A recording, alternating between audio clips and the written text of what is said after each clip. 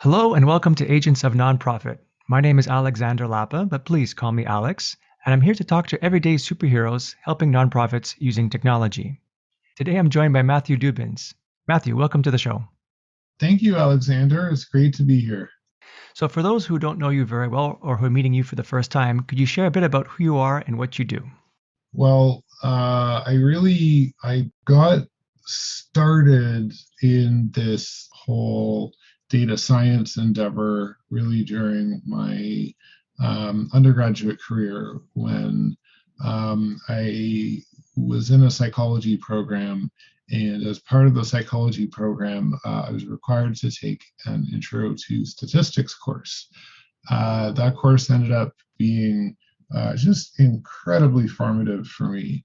It introduced me to quantitative thinking and then ultimately to what they called at the time statistical computing, which is basically like doing coding in order to achieve data analysis and data visualization. Currently what I do, I run a business focused on providing analytics or data science services to the nonprofit industry in North America.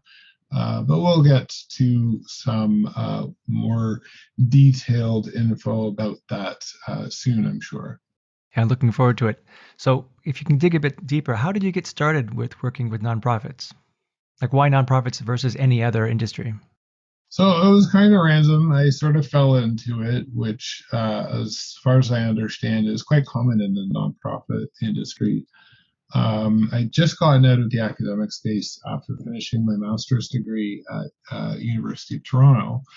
I knew the academic lifestyle wasn't for me, so I ventured to find a job that would make use of my great love for data analysis and statistical computing. I didn't know where I wanted to work, so I simply sent out a whole boatload of resumes in the hopes that something would stick and I'd get a job. Spray and pray, if you will. It worked because I got an interview at the Canadian Breast Cancer Foundation, and ultimately they offered me the job. The rather verbose title of the job was Run Data and Research Coordinator. Basically, I was doing a whole bunch of data analytics and reporting for the Run for the Cure. It was there that I learned that the nonprofit industry was a kind of a comfort zone for me. Yes, I was doing data analytics and all, but the subject matter became important for me. Thanks to that random occurrence of me getting a job at CBCF and not at a for profit business, the nonprofit world would go on to form the main thrust of my career. Yeah, I find I've also noticed that working in the nonprofit space is very comforting. It's very humane. And a lot of people who find themselves in there, you're right, mostly by accident, according to the experience that I've had as well, talking to various people. Once you get to that space, it's very hard to leave. Like it's just, you feel more comforted there. From there, what was the driving force behind starting Donor Science, which is the company you now run? Yes. So I guess it was due in part to my dissatisfaction with the last company that I worked for that motivated me to reflect on what my ideal job would be. Now, if you're stalking me on LinkedIn, you'll see that the last company that I worked for was a for profit business and not a non for profit. As I reflected on what my ideal job would be, my mind was directed to a very underdeveloped business idea that I had. So the gist of that idea was like so. So there are over 80,000 charities in Canada, registered charities, I should say. Some of those charities are quite big, and they're great at commanding a lot of donor money and similarly equipped for doing data analytics to support that fundraising. A lot of charities are quite small, however, and they don't have the knowledge of the value of data analytics or the ability to carry it out. These charities don't command donor money even remotely as well as the larger charities. I thought to myself, what if I take publicly available data about these charities, and this data includes contact info, bear in mind, and contact them to offer my analytics services. Looking at this idea, I was enchanted by the prospect of striking out on my own. The subject matter was great, the independence was very tempting, and clearly the opportunity to continue doing the stuff I loved was a major driver. So, what are some of the services that you offer then at this point? So the services that I offer center around predictive modeling, and that predictive modeling can include annual giving donors or even major gift predictive modeling, segmentation. So preparing data from a nonprofit that is about to embark on a particular annual giving campaign, just so that they are contacting people with the right messaging at the right time, using the right language. Also, data mining and survey creation as well. So, I want to jump into some of these different services, but before we get there, why is data science important at all? Like, why or what could a nonprofit benefit from access to some of this information? And what is the possibility of using this data? Like, what are the possible outcomes of using this data?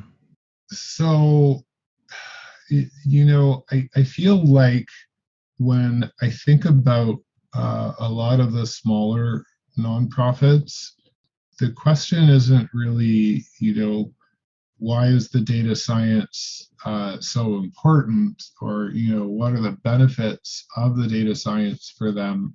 I feel like a lot of these nonprofits needs to know, what's the value of data. They are so suspicious of or wary of investing in data, and instead they will direct their administrative money toward paying their fundraisers, paying their office staff, paying their cause marketers, or what have you.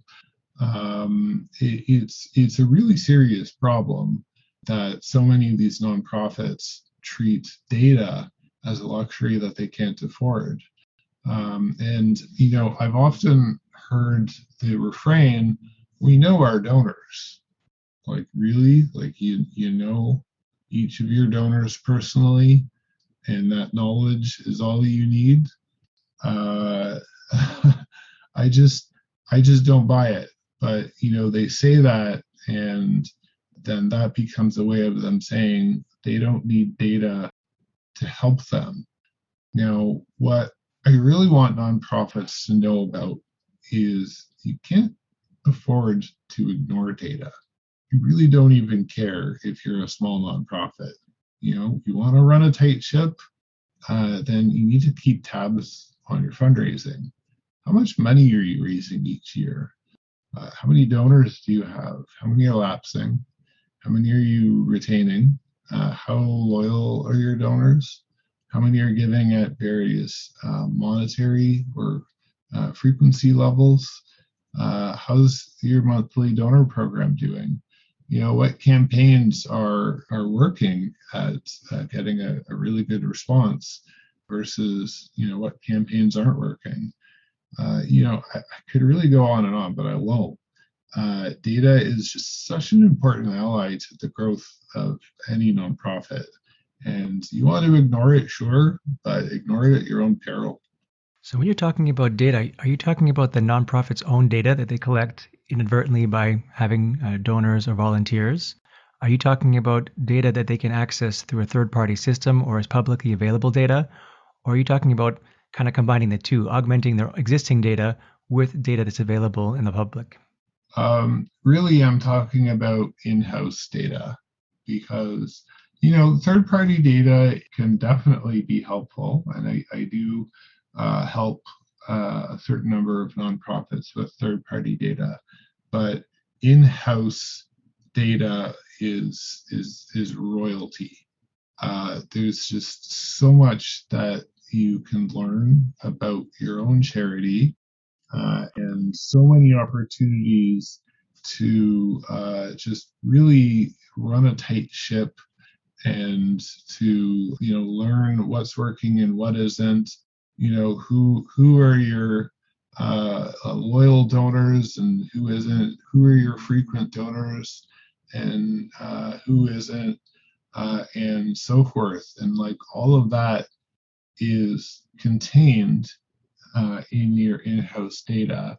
Now, of course, you could be like a really underdeveloped charity and the only data that you keep is in Excel, like a Microsoft Excel sheet. And sure, I don't really support maintaining your nonprofit's data in Excel sheets, but if you are really like extremely conscientious about using MS Excel, then you can do that, and you can gain data insights out of your random Microsoft Excel sheets. But again, it requires like a lot of really heartfelt oversight, and I don't fully recommend it. But yeah, the in-house data is just so important. And then would you leverage, or do you need to leverage a CRM or other kind of internal systems as well? Or maybe a better question would be, how much data would a nonprofit need before they could start benefiting from analyzing that data? Are we talking about like a brand new nonprofit, one that's been around for many years, but might have a messy, uncohesive, unaggregated perspective on their donor data? Like, where is that starting point where you can come in and say, okay, here's how we can look at this data, here's what you can do with this data, and then next steps? In my view, the moment that your nonprofit has achieved systematic data collection, whether it's that hotshot data entry person who is assiduously managing those MS Excel sheets, or you have like a donor CRM that your staff are entering info into. So long as you have that systematic data entry, then you can start doing data analytics. Really, it doesn't even matter if you're small. It just matters that the data is systematic. Okay, so let's go a bit deeper then into some of the services you offer, or at least the more popular ones. I've seen on the website you offer 5 main ones. Let's maybe go one by one. The first one I saw was the donor focus model scoring. What does that mean? Okay, so I'm going to try to stay as untechnical as possible in describing these things. So do bear with me. Donor focus model scoring, it's actually an online web app I created that enables one to enter in a gift file, and the app will go into that gift file and look at all of the patterns in terms of giving preferences of various types of donors. To be a little bit more precise, the donors that we're looking at are donors who upgrade their giving, donors who reactivate after having lapsed for a year or so, donors who are likely to go on and lapse, or churn is another word for it, and those donors who really just have been inactive for quite a while. So it looks at all of those types of donors, and then it tries to predict, for next year, which of your donors is likely to fall into any one of those categories. Because after all, one of the biggest value propositions of any data analytics, and especially this app that I created, is to cut the cost of donor solicitation, and to a slightly smaller extent, to try to even increase the return on investment with certain donors. Does that make sense? Totally. So once the your system has analyzed the data, what is the basic outcome? So you said it categorizes donors into certain sections, and that allows nonprofits to do what exactly? it allows them to figure out who best to contact for different reasons. So, for example, a recent client used my web app in order to figure out which donors from their, my client is an agency, a fundraising agency, and so their client was the eventual beneficiary of the use of my web app. So, yeah, their client was about to run an acquisition campaign using donors who had lapsed. But they're like this nonprofit that the agency was dealing with had a lot of lapsed donors. So they wanted to kind of thin the herd, so to speak, and figure out, which of these lapsed donors would be the most receptive to reactivating in this acquisition campaign. So yeah, they ran this gift file through my system, and the system categorized a certain subset of those donors as donors who were likely to reactivate. So they took this list of donors, then sent off the list to the mailhouse in order to furnish data for their acquisition campaign. Yeah, this sounds like a very valuable analysis. I know that Salesforce does offer certain elements of this out of the box with their Einstein Analytics platform, but it's awesome to see that you have something very specific for nonprofits and for donors. Do you have any parallels between those two systems? Do you have any kind of AI or machine learning functionality behind the scenes, or is it more just custom algorithms that you built out? No, it is actually machine learning. Yeah, no, it's 100%. It uses predictive modeling, which I tend to use the term predictive modeling instead of machine learning, but I honestly, they could be used interchangeably, in my opinion. Anyway, yeah, no, it uses predictive modeling in order to figure out who is most likely to fall into each of those categories. That's great. The second service you offer is about discovering new major gift donors. Can you speak a bit more about that, please? Yeah, well, that is actually another instance of a service that is fueled by predictive modeling. So in this case, the idea is to find out, okay, for those donors who were never major gift donors before, which of them looks most like your current major gift donors? Because the thinking behind it is if you can score your donors who haven't already given a major gift according to how much they look like current major gift donors, then the folks who score the highest, they'll be the ones most likely to respond to major gift solicitation. But in order to do this, I need a lot of data. So it can be a lot.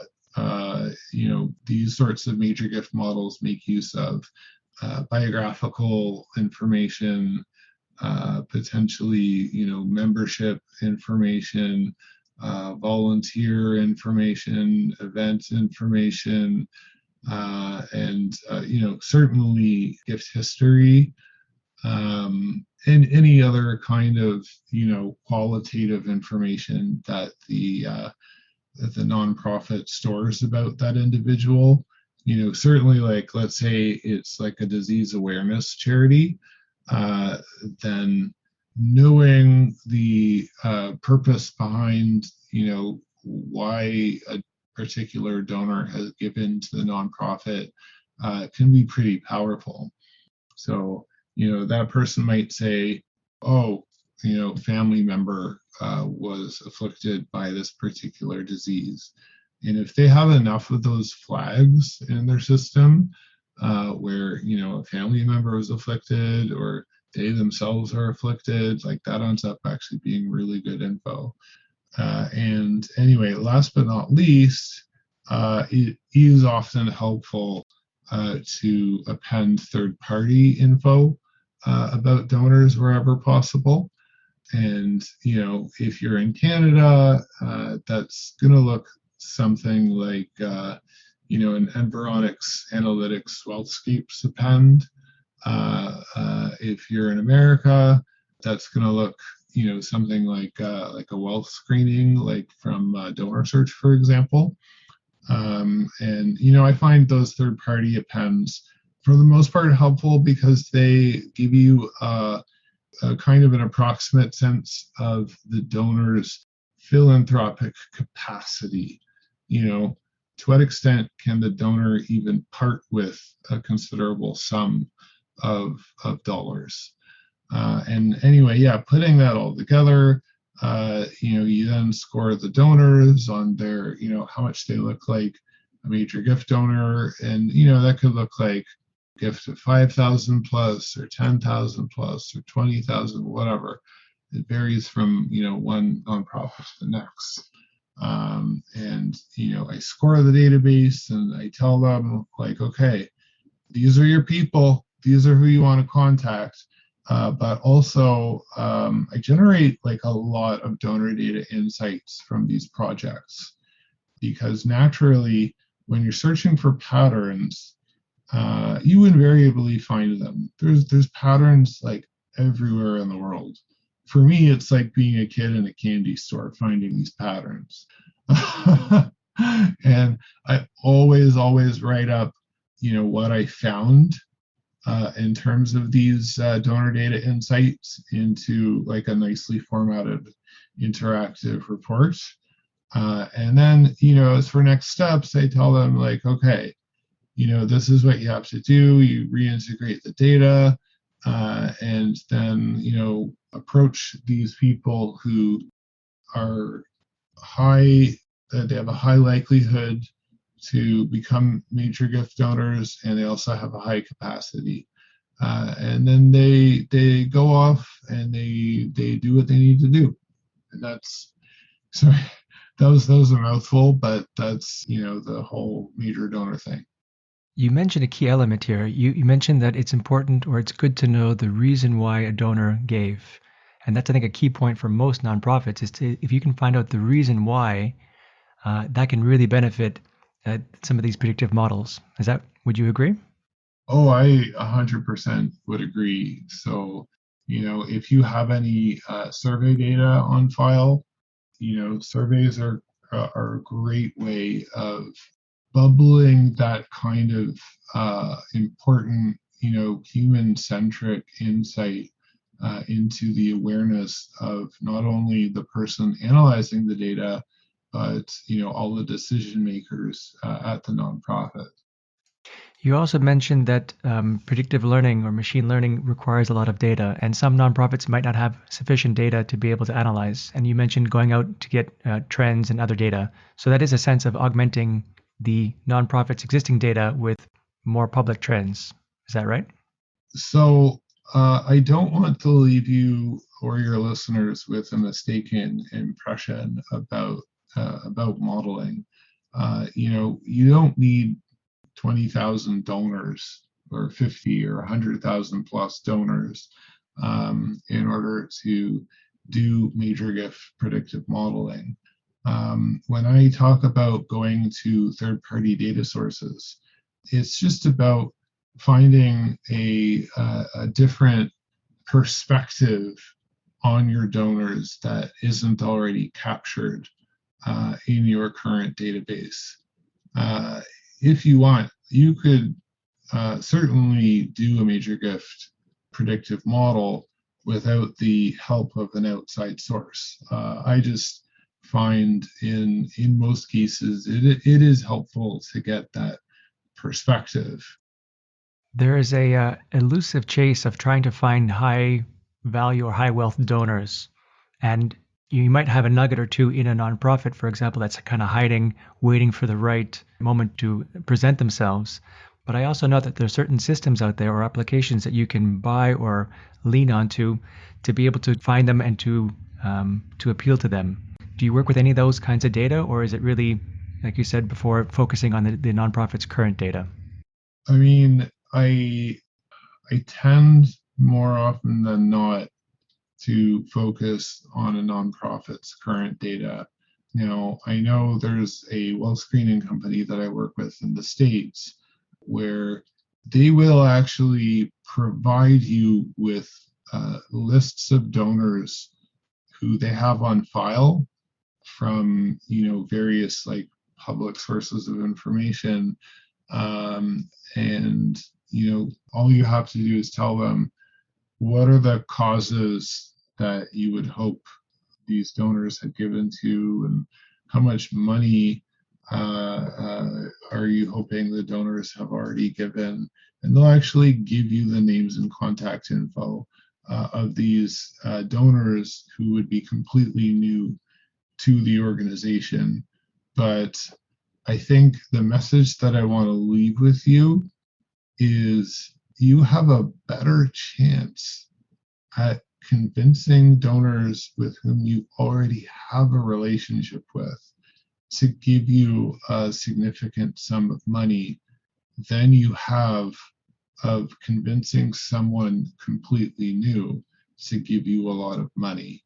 It's just so important to treat donors like human beings and not like ATM machines where you're just pressing a button and they eject a lot of cash money at you. So yeah, focus on the relationships that you already have because those are the most likely ones. Yeah, well said. I agree. The next service, or I don't think we'll have time to go through all the services, but one of the next services I want to touch upon was Donor FAM, FAM. What does that mean? Donor Fam is another web app that I created that just simply does like RFM database segmentation.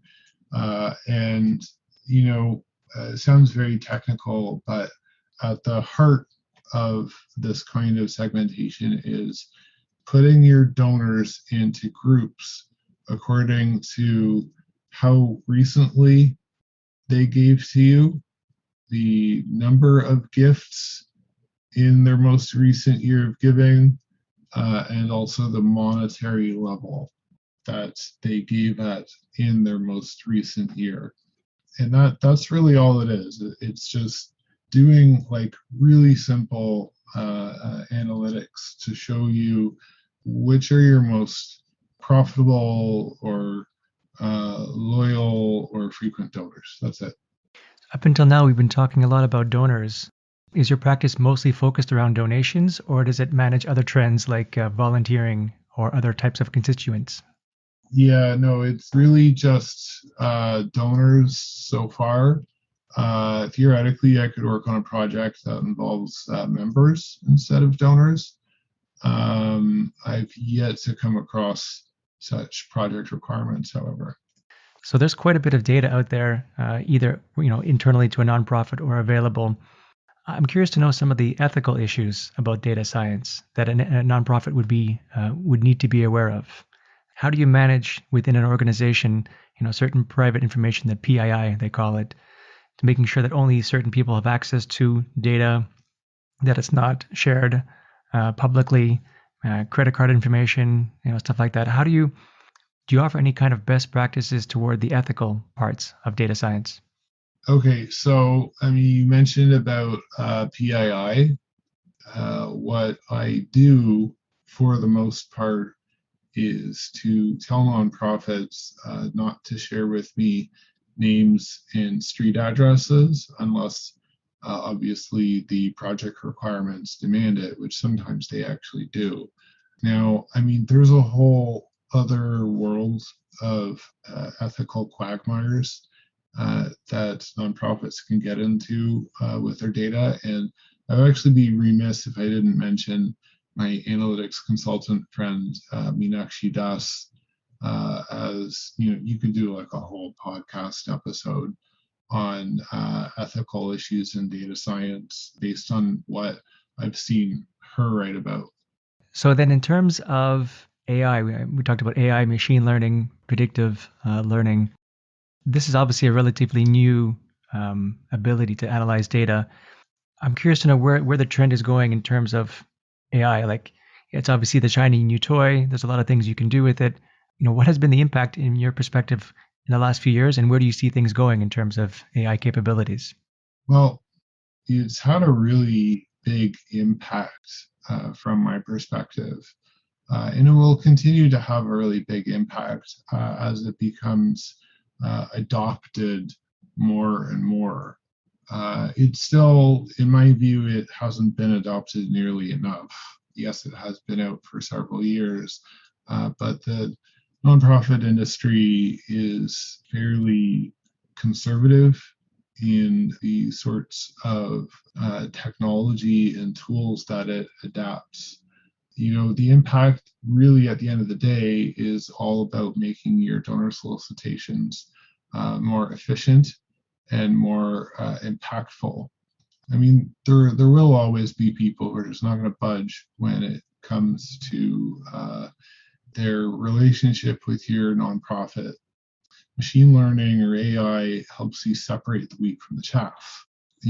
When you focus on donors who are quite likely to respond to your solicitation, and you're able to identify those donors on whom you're going to waste your time, your solicitations become way more efficient because you're spending less money and you're still getting just an amazing response.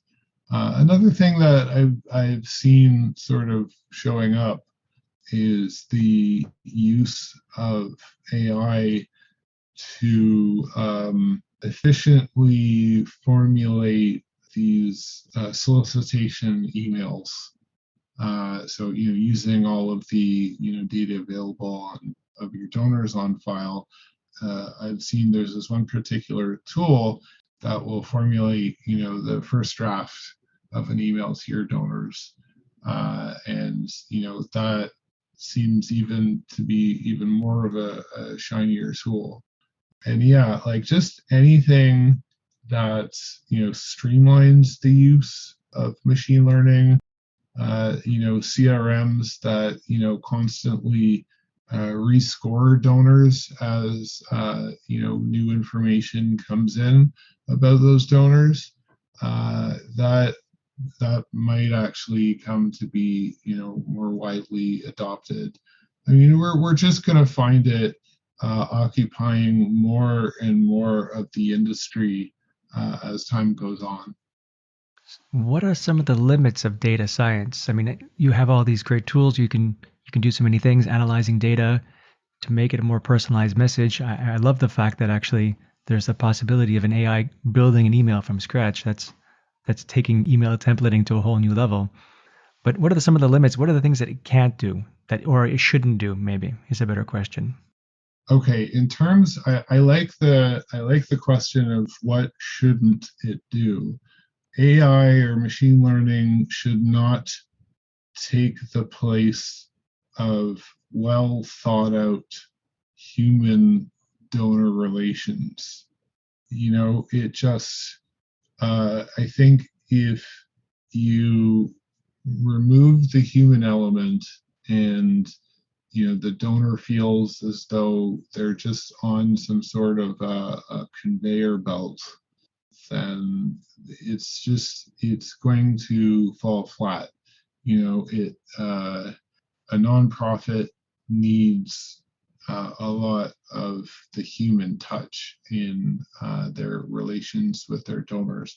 Now, one of the things that data science cannot do for nonprofits is to identify biases in the source data.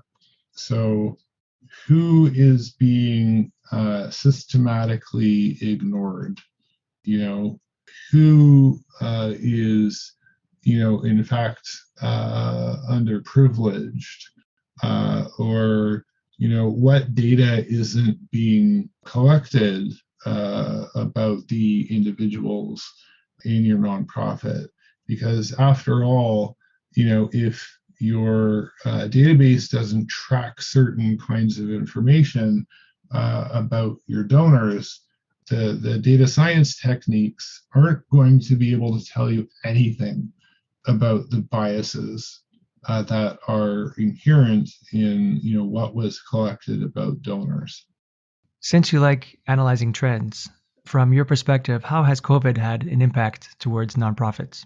So, in my view, COVID has created this kind of urgency to hustle more when it comes to ensuring the future of one's nonprofit. I've seen increased activity since 2020. And while it's possible that it might peter out as time goes on, we'll see about that. I've noticed also that, just to add a bit more color to it, I've noticed that a lot of nonprofits that might have done a lot of things manually or offline have been forced to embrace the online world more than ever before to streamline, the limited resources that they do have at the moment to get the maximum out of it. So I think, using better analytical tools, for example, is one of the tools in their workshop that they should leverage. Yeah, no, totally agree. So what's in your short-term future then? Where would you like to be in the next few years? Uh, More data. I'm also hoping for opportunities to collaborate with my peers and hopefully even to get opportunities to delegate work to others. And you wrote something interesting on LinkedIn on your profile. You said, "I won't stop until I've left my mark." What do you mean by that? Well, it means that when it comes to data analytics, I would like to see myself as the force of nature, so much so that I help change the nonprofit industry, even by just a little. If I do, that'll bring even more meaning to what I've done. The knowledge that I've left the nonprofit industry a little better than when I entered it. That's great. Matthew, where can people find more about you online? Certainly by checking out my website, www.donorscience, as in science class, www.donorscience.ca. Great. Thank you so much for joining me today. Yeah, you're welcome very much. Thanks, Alex. All right, folks, that's it for today. I'm Alexander Lapa, and I hope you join me again next time for Agents of Nonprofit.